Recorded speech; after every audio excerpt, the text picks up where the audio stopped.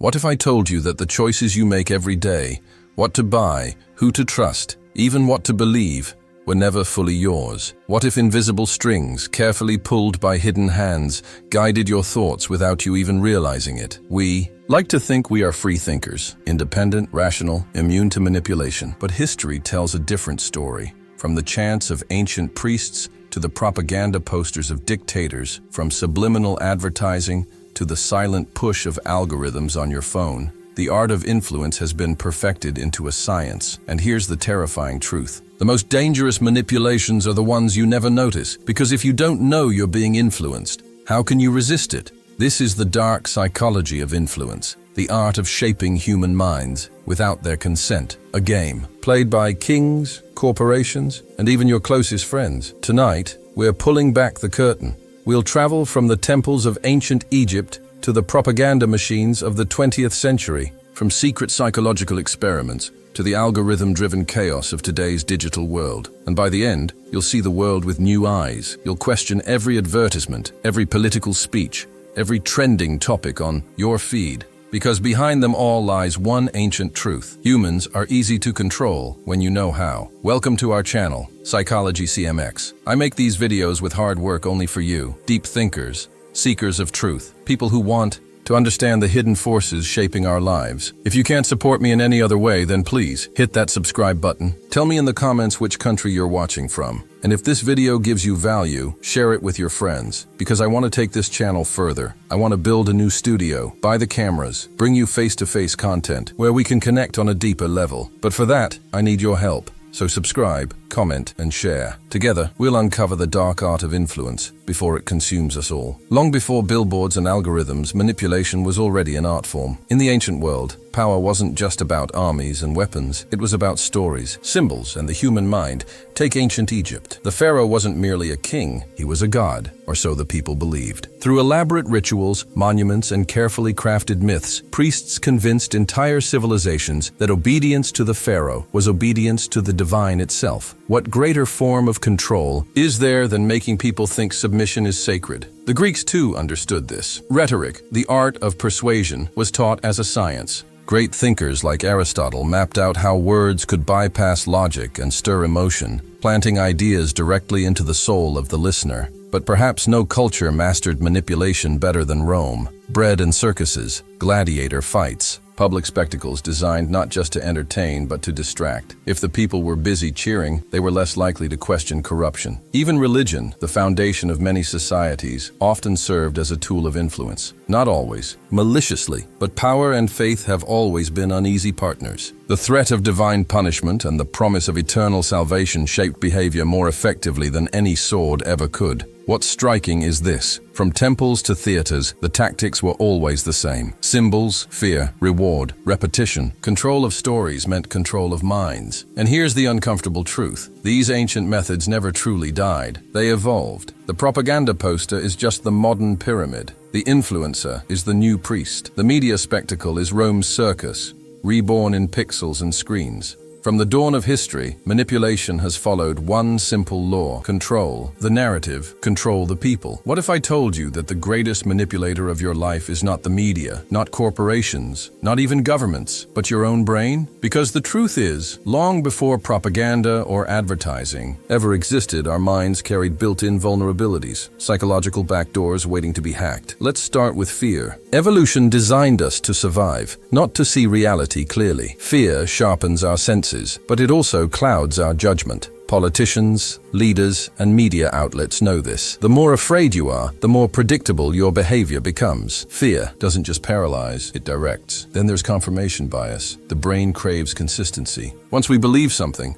we actively seek evidence to support it and ignore everything that contradicts it. This is why propaganda works so effectively. It doesn't have to convince you of something new. It only has to amplify what you already suspect. And then comes social proof. Humans are social animals. When everyone around us believes something, our survival instincts whisper, "Don't stand out, don't question, follow the herd. That instinct kept our ancestors alive in the wild. Today, it keeps us scrolling, liking, and sharing what everyone else is sharing without ever pausing to think. But perhaps the most powerful psychological weapon of all is the illusion of choice. Psychologists discovered that when humans feel they have chosen something freely, they cling to it with astonishing loyalty, even if the options were carefully manipulated from the start. You think you're in control, but the control was staged. Here's where it gets darker. Once these vulnerabilities are understood, they can be stacked together. Fear plus repetition plus social proof creates belief systems so unshakable that people will fight, kill, even die to defend them. Think about cult leaders, or extremist movements, or mass consumerism. The mechanics are the same. The levers of human psychology, reward, fear, belonging, repetition, become the ultimate puppet strings. And the most disturbing part? None of us are immune. You, me. Every single one of us can be hacked. Because manipulation doesn't feel like manipulation when it works. It feels like truth. Which leads us to the question, if our minds are this vulnerable, what happens when entire empires, governments, and corporations dedicate billions to pulling these strings? If the mind is hackable, then the modern world is one massive laboratory, a place where billions are studied, tested, and nudged without ever realizing it. Because manipulation is no longer an art, it's an industry. Governments discovered the power of propaganda long ago. From Nazi Germany's Joseph Goebbels to Cold War psychological operations, nations realized that controlling perception was just as important as controlling armies. Control the narrative, and you control the people. But in today's world, manipulation has become decentralized. It doesn't come only from politicians or generals. It comes from everywhere, all at once. Advertising. Corporations don't just sell products, they sell identities. Think of it. No one needs the latest sneaker, phone, or luxury bag. What they're really buying is status, belonging, a story about who they are. Billions are poured into neuroscience-driven marketing to ensure you feel incomplete until you purchase. Media. Every headline you see has been engineered. Algorithms decide which stories trend, which vanish, and which are repeated until they become reality. Fear gets clicks, outrage gets engagement, and so the world you see through your screen is not the world itself. It's a curated version of reality designed to hold your attention. Politics. Campaigns are no longer about speeches or ideals. They're about psychological warfare. Cambridge Analytica showed us how voters could be profiled, targeted, and nudged through tailored ads that exploit individual fears and desires. The battlefield of democracy is no longer the debate stage. It's your social media feed. And then comes technology. The rise of surveillance capitalism means your data, every click, every pause, every late-night search, is collected, analyzed, and sold. Not just to predict your behavior, but to shape it. Your digital footprint isn't just following you, it's leading you. This is not science fiction. This is the air we breathe, the apps you open daily, the news you consume, the entertainment you escape into. Manipulation is invisible because it feels like choice. But the options you see have already been arranged. The outrage you feel has already been triggered. The belief you defend has already been reinforced. And here lies the paradox. Never in history have humans had so much information, and yet never have we been so easy to control, because too much information doesn't free us, it drowns us. In chaos, the mind seeks certainty, and those who offer simple answers, however false, become the ones we follow. We like to think we're free thinkers, that we rise above manipulation, but every scroll, every click, every decision we make leaves us more predictable, and predictability is power for those who hold the strings. When we think of manipulation, we often imagine propaganda, politicians, or corporations. But the truth is, the most powerful manipulations are the ones closest to us. Power doesn't only exist in parliaments, boardrooms, or algorithms. It exists in kitchens, classrooms, friendships, and marriages, in the subtle ways we influence, pressure, or silence each other. Think of the family. The parent-child dynamic is a natural hierarchy. Parents guide, but sometimes guidance becomes control. A child learns early, love can be conditional. Approval must be earned. Silence keeps the peace. This is power, not brutal, but soft, shaping identity for life. Now imagine the workplace. A boss doesn't need to shout or threaten to control employees. A simple look of disappointment, an unspoken expectation of loyalty, or the dangling promise of promotion all serve as invisible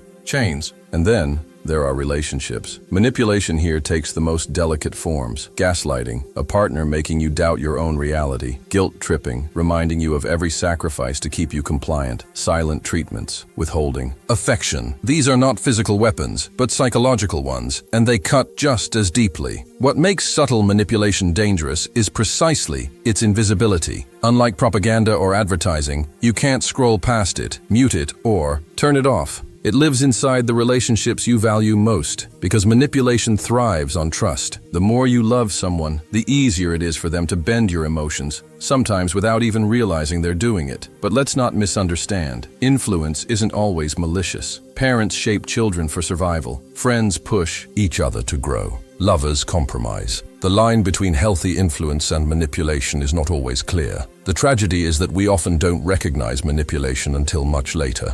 When we finally notice the invisible strings, they've already shaped who we are. This is the quiet face of power. Not the power of armies or algorithms, but the power of everyday life. The power to define what is acceptable, to reward silence, to punish dissent. It is in these small, subtle manipulations that society is built. For if we learn obedience in the home, in the classroom, in love, then by the time we face the world's larger powers, we are already trained to submit. The most powerful empire in history has no flag. It has no borders. It doesn't need armies marching in the streets, because it already lives in your pocket. It already lives in your mind. This is the empire of information, and its rulers are not kings, but algorithms, corporations, and the media industries that shape how we think, what we desire, and what we fear. Once, power was maintained with swords and prisons. Today, it's maintained with stories, screens, and illusions. Consider the media. The news cycle no longer exists to inform. It exists to control attention. Fear sells, outrage spreads, division dominates. Each headline is not just information, it's a weapon,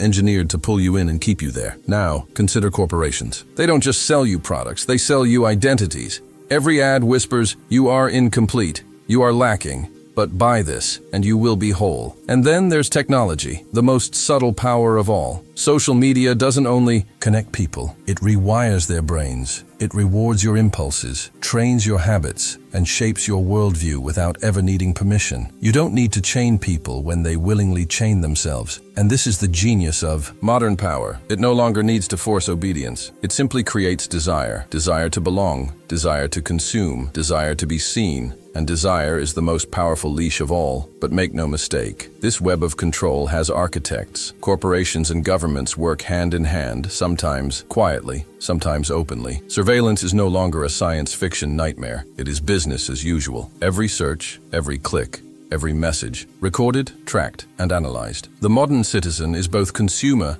and commodity. Not only are we buying products, we are the product. Our attention, our data, our emotions, sold to the highest bidder. And the irony, we think we are free, we think we are choosing. But when every choice is nudged, when every thought is influenced, when every preference is shaped by invisible forces, what does freedom even mean? This is not accidental, it is by design. Because the modern rulers of the world have learned a truth as old as humanity itself. Control the story and you control the people. And so we live inside a grand theater. The lights dazzle, the music distracts, and the spectacle entertains. But behind the curtain, the script has already been written. This is the modern empire. An empire without walls, an empire without kings, an empire where the chains are invisible and yet impossible to escape. From the moment we are born, a single force drives us, the need for control. Control over our environment, control over others, control over ourselves. Power is not just a political tool, it is a psychological hunger, and like hunger, it never fully disappears. Why? Because power is survival. The weak are controlled. The strong decide. Deep within our evolutionary wiring, the need for power was never about luxury. It was about life and death. For our ancestors, to be powerless was to be vulnerable. To be controlled meant exile or extinction. And so the craving for power became etched into the very architecture of the human brain. But in the modern world, power is no longer about survival alone. It has transformed. Now, it is about identity. We crave power because it validates our existence. It tells us, I matter, I belong, I am significant. Psychologists call this the need for competence and autonomy. To feel alive, we must feel in control of something, even if it's small. A job, a relationship, even the number of likes on a post. And here lies the paradox. The more we chase power, the more it escapes us, because power is relative. You can only feel powerful compared to someone else. And so humanity locks itself in a cycle of endless competition, always climbing, never satisfied. This is why leaders fall, why empires collapse, why individuals self-destruct, because the hunger for power has no finish line. But not all power corrupts. Sometimes the craving for control creates beauty. Artists command their canvases. Musicians control sound. Scientists bend nature to reveal its secrets. Parents guide their children with love. Because at its deepest core, the hunger for power is not about domination. It is about meaning. We live in a vast, indifferent universe. Against this infinity, humans are fragile, temporary, and small. Power gives us the illusion that we matter, that in this brief flicker of existence, we can bend reality if only for a moment. And maybe that is why we cannot let go of it, because power is our attempt to escape insignificance, to write our names on the walls of time, to leave behind proof that we were here, that we shaped the world, that our lives had weight. So when you look at history's rulers, at corporations, at technology, at your own daily struggles, remember this: behind it all is not greed, not malice, but the most human need of all, the need to matter. The need for power. The story of power is not finished. In fact, it may only be beginning. For thousands of years, power meant armies, wealth, and thrones. But today, power is becoming invisible. Algorithms, artificial intelligence, surveillance systems, digital platforms that decide what we see, what we believe, and even what we desire. If kings once ruled with crowns, today, corporations rule with data. If emperors once built empires of stone, today, governments build empires of information. The future of power is no longer about who has the most weapons. It is about who controls the flow of truth. And here is the paradox. The more advanced our societies become, the less control individuals feel.